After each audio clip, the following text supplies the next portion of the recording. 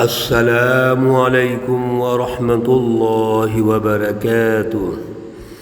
اعوذ باللہ من الشیطان الرجیم، بسم اللہ الرحمن الرحیم۔ یوم تمور السماء مورا وتسير الجبال سيرا فويل يومئذ للمكذبين۔ صدق الله العلي العظيم۔ اللهم صل على سيدنا ومولانا محمد النبي الأمي وعلى آلہ واصحابہ وبارک وسلم وصلی علیہ۔ معزز سامعین و سامعات، پارہ نمبر 27 سورۃ الطور، آیات مقدسہ 9 تا 16 ہیں۔ اللہ رب العزت ان آیات کا فہم اور شعور عطا فرمائیں اور عمل کی توفیق اور صلاحیت عطا فرمائیں۔ گزشتہ درس میں سورۃ الطور کا جو آغاز تھا، اس میں اللہ رب العزت نے اپنی اعلیٰ نشانیوں کی قسمیں اٹھائیں جو اللہ رب العزت کی وحدانیت پر گواہی ہے، شہادت دیتی ہیں کہ اللہ کی قدرت کاملہ ہے، وہ عظمت والا ہے، اس کی نافرمانی کیسے ہو سکتی ہے۔ اللہ کے جو نبی سچے تشریف لائے ہیں، جو حزب اللہ ہے، یہ اللہ ہی کی بالادستی کے لیے آئے ہیں، یہ اللہ رب العزت کے حکم پر آئے ہیں، ان کو اللہ نے مبعوث کیا ہے، لہذا دنیا کے نظام قائم کرنے کے لیے ان کی ڈیوٹی اللہ نے لگا دی ہے۔ اب ان کا انکار کرنا، ان کی خلاف ورزی کرنا، یہ اللہ کو کیسے برداشت ہو سکتا ہے؟ اس لیے اللہ رب العزت نے کائنات کی تخلیق، اس کی قدرتیں اور عظمتیں ارشاد فرمائیں اور پھر فرما دیا تھا کہ اللہ کا عذاب آ کے رہے گا۔ یوم الدین لازمی آنا ہے، دنیا میں آئے، آخرت میں آئے، لازمی آئے گا۔ آج پھر اللہ رب العزت کچھ اپنی کائنات، اپنی نشانیاں، اپنی عظمتیں، اپنی قدرتیں ارشاد فرماتے ہیں۔ یوم تمور السماء مورا، جس دن آسمان لرزے گا، کپ کپا کر لرزے گا، یعنی کانپتے ہوئے۔ اللہ کی عظمت، سبحان اللہ، آسمان لرز کر اور کپ کپا کر پھٹ پڑے گا۔ اس کا نقشہ قرآن پاک میں اور بھی کئی جگہوں پر اللہ نے کھینچا ہے۔ وَتَسِيرُ الْجِبَالُ سَيْرًا، اور جو پہاڑ ہیں وہ پھریں گے چل کر، یعنی پہاڑ اکھڑ جائیں گے، چلیں گے اور پھریں گے۔ سورۃ القاریہ میں بھی آتا ہے وَتَكُونُ الْجِبَالُ كَالْعِهْنِ الْمَنْفُوشِ، کتنے مضبوط پہاڑ ہیں، آسمان ہے، ہماری رسائی آسمان تک ہو سکتی ہے، لیکن آسمان بھی لرزے گا، کپ کپائے گا، پہاڑ زمین سے ہل جائیں گے اپنی جگہ سے۔ فویل، بس بربادی ہے، یومئذ، اس دن، للمکذبین، جھٹلانے والوں کے لیے۔ یہ اللہ کے نبیوں کو جنہوں نے جھٹلایا، اللہ رب العزت کی قدرتوں کو جھٹلایا، اللہ کی رہنمائی کو جھٹلایا، ظلم قائم کیا، اللہ سے انسانیت کو دور کیا، آج ان کے لیے بربادی ہے، یہ بچ نہیں سکیں گے۔ یہ مکذبین ہیں، جھٹلایا انہوں نے۔ پھر کیا کرتے تھے یہ جھٹلانے والے؟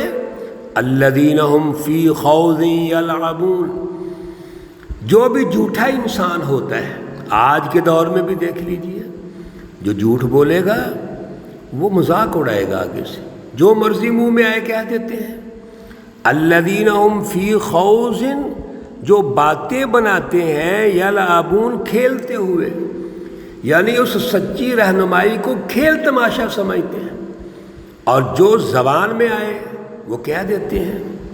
اللہ فرما رہے ہیں سنیے، یوم یدعون الی نار جہنم دعا، اس دن دھکیلے جائیں گے یہ دوزخ کی طرف، دعا دھکیل کر ان لوگوں کو جہنم میں ڈالا جائے گا۔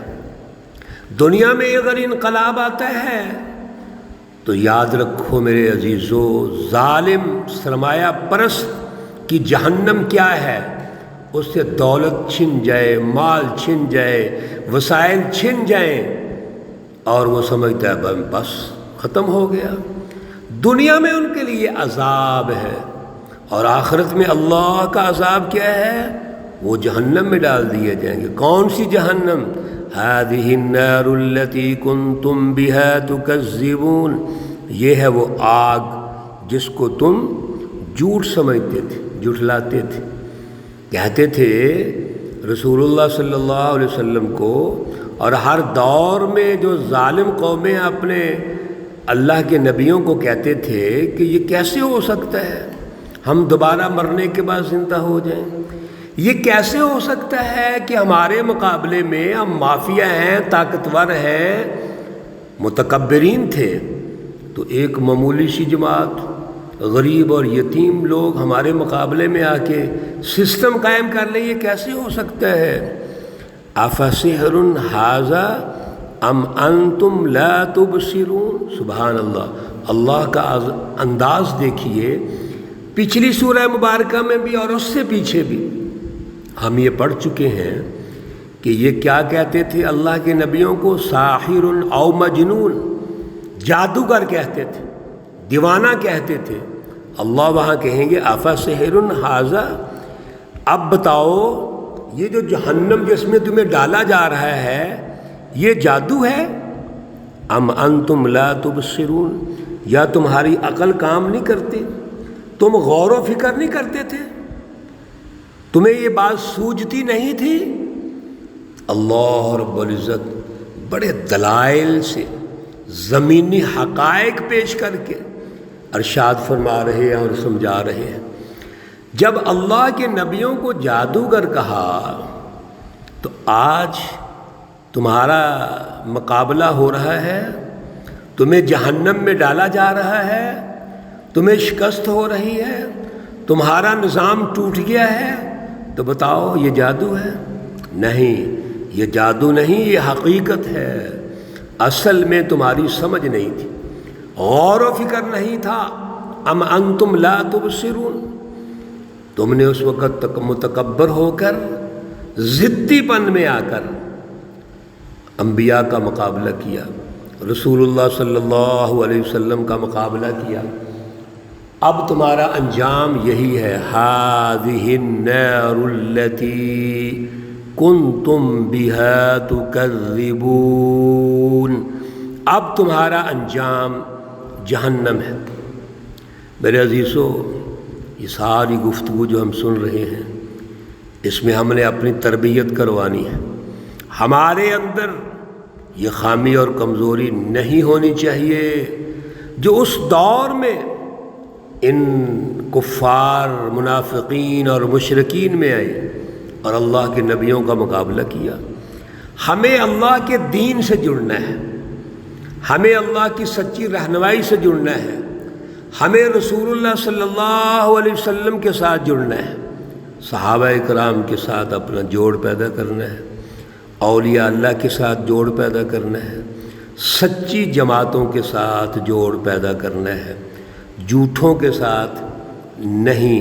یہاں پڑھ لیا فویل یومئذ للمکذبین، اللہ فرمائیں گے اصلوہا، چلے جاؤ اس کے اندر، جہنم کے اندر چلے جاؤ، فاصبروا او لا تصبروا۔ سبحان اللہ، اللہ کا انداز دیکھیے۔ اللہ ارشاد فرماتے ہیں اس وقت صبر کرو یا صبر نہ کرو، یعنی کچھ بھی ہو جائے، سواء علیکم، تم کو برابر ہے۔ اس وقت تم برداشت کرو، واویلا کرو، خاموش رہو، کچھ بھی کرو، لیکن تمہیں جہنم میں ڈالا جائے گا۔ اصلوہا، جاؤ اس جہنم کے اندر جس کا تم سے وعدہ کیا گیا تھا، اس جہنم سے تمہیں ڈرایا گیا تھا۔ میرے عزیزو، اللہ تو قدم قدم پہ ڈراتے ہیں، اس لیے رسول اللہ صلی اللہ علیہ وسلم نے فرمایا کہ انی لکم نذیر مبین۔ پچھلی 2 دفعہ یہ آیت کریمہ گزری، میں نذیر ہوں آپ کے لیے، یعنی میں ڈر سنا رہا ہوں انجام سے، غلط انجام سے، جو برا انجام ہے میں اس کے بارے میں تمہیں سمجھاتا ہوں، میں نذیر ہوں۔ اب تم صبر کرو یا نہ کرو، کچھ بھی کرو، سواء علیکم، یہ برابر ہے تم پر، لیکن ایک بات یاد رکھو، انما تجزون، یقیناً بدلہ پاؤ گے تم، ما کنتم تعملون، جو کچھ تم کرتے تھے۔ میرے عزیزو توجہ سے، یہ آخری آیت مبارکہ کا جو جملہ ہے، ٹکڑا ہے، اس پہ توجہ کیجئے۔ اللہ نے خلاصے کے طور پر ارشاد فرما دیا، انما تجزون ما کنتم تعملون۔ جو انسان دنیا میں عمل کرتا ہے، جو اس کا عمل و کردار ہے، اس کا بدلہ اس کو مل کے رہے گا۔ ممکن نہیں ہے کہ ہمارے عمل کا بدلہ نہ ملے، یہ اللہ کا فیصلہ ہے۔ یہ اللہ رب العزت نے ہماری تربیت کے لیے ارشاد فرما دیا۔ آج بھی یہی صورتحال ہے۔ یہ مت سمجھنا کہ یہ ہم پہلے دور کے اقوام کے بارے میں مطالعہ کر رہے ہیں، یا مکہ اور کے مشرکین اور کفار کے بارے میں گفتگو ہو رہی ہے، مدینہ کے منافقین کے بارے میں گفتگو ہو رہی ہے۔ نہیں میرے عزیزو، آج بھی اصول وہی ہے، جو عمل و کردار ہوگا، جیسا ہوگا اسی طرح کا نتیجہ ہوگا۔ اگر ہمارا عمل و کردار اللہ کے نظام کو غالب کرنا ہے، عدل کے نظام کو غالب کرنا ہے، تو جو سیاسی سماجی اور معاشی نظام تشکیل پائے گا وہ عدل کا ہوگا، نتیجہ عدل کا نکلے گا۔ اگر ہم نے ظلم کا نظام قائم کر دیا، شیطانی جماعتوں کو سپورٹ کیا، ان کا ساتھ دیا، کمپرومائز کیا، تو شیطانی جماعتیں غالب آ جائیں گی، ظلم غالب ہوگا، غلامی غالب ہوگی، انسانیت وہ تباہی کی طرف چلی جائے گی، دنیا اور آخرت تباہ ہو جائیں گے۔ اللہ رب العزت ہمیں اعلیٰ شعور عطا فرمائے، اعلیٰ فہم عطا فرمائے، قرآن پاک کی جو سچی رہنمائی ہے وہ ہمیں سمجھنے کا شعور اور صلاحیت عطا فرمائے۔ اللہ رب العزت تمام بیماروں کو شفائے کاملہ عاجلہ مستمر عطا فرمائے۔ اللہ رب العزت تمام مرحومین و مرحومات کو جنت الفردوس میں اعلیٰ مقام عطا فرمائے۔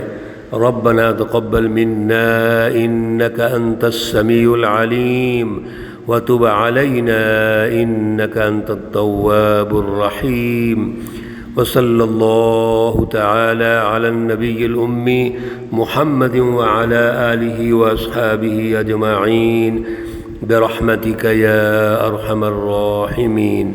السلام عليكم ورحمة الله وبركاته۔